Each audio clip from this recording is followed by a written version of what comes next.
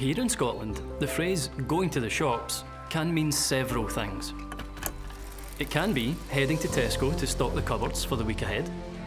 It can be a Saturday afternoon on Buchanan Street, treating yourself to new outfits. It can simply be popping out to your local store for everyday supplies.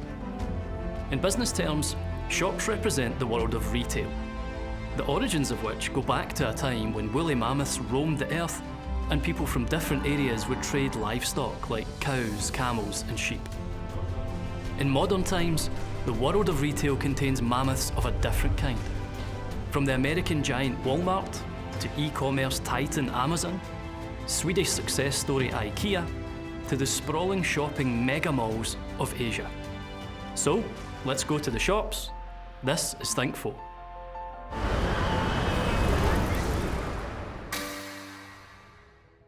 The world of retail has seen a great deal of change. And if you've studied National 5 business, the requirements for this particular aspect of the higher course change also. At N5, you'd be expected to detail factors affecting a business location and talk about methods of distribution. Before we go on, let's note a key difference. For higher level, the focus is on channels of distribution. Watch out for the slight change in terminology, but similar wording. Channels of distribution include direct selling, wholesalers, and of course retailers. It's very possible to see specific exam questions pop up here.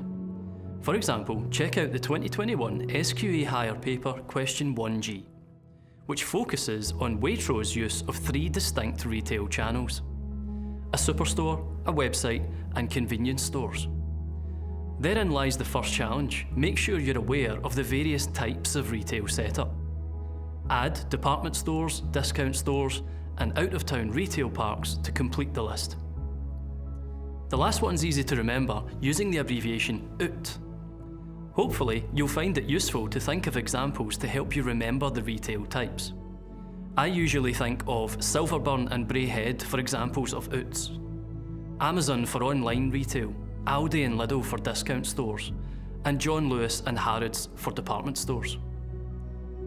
One other thing to be wary of, again referring to that 2021 question, is the need to answer from a customer's perspective.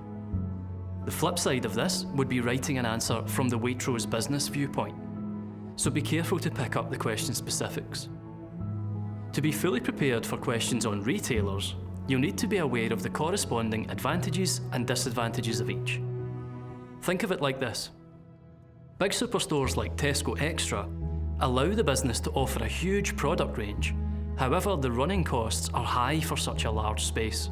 Discount stores like Aldi attract many customers by offering value for many, but some may be deterred and will prefer a more premium brand image elsewhere. One last thing to be aware of in this topic is trends in retail patterns over time.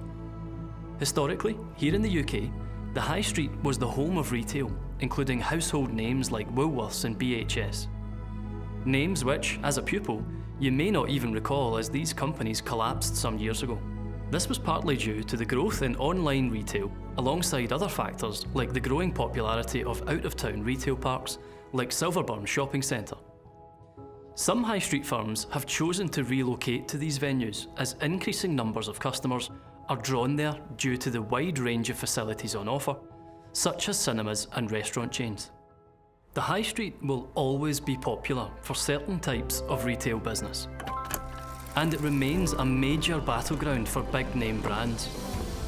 As you might be able to tell, I'm not a man who visits the barbers often, but if I did, I'd have to physically go there to access that service, as it's not something I can buy on Amazon. So perhaps next time you go to the shops, you could consider supporting your local high street retailers to help keep a long-standing tradition alive. Happy shopping. This was Think 4. Thanks for watching.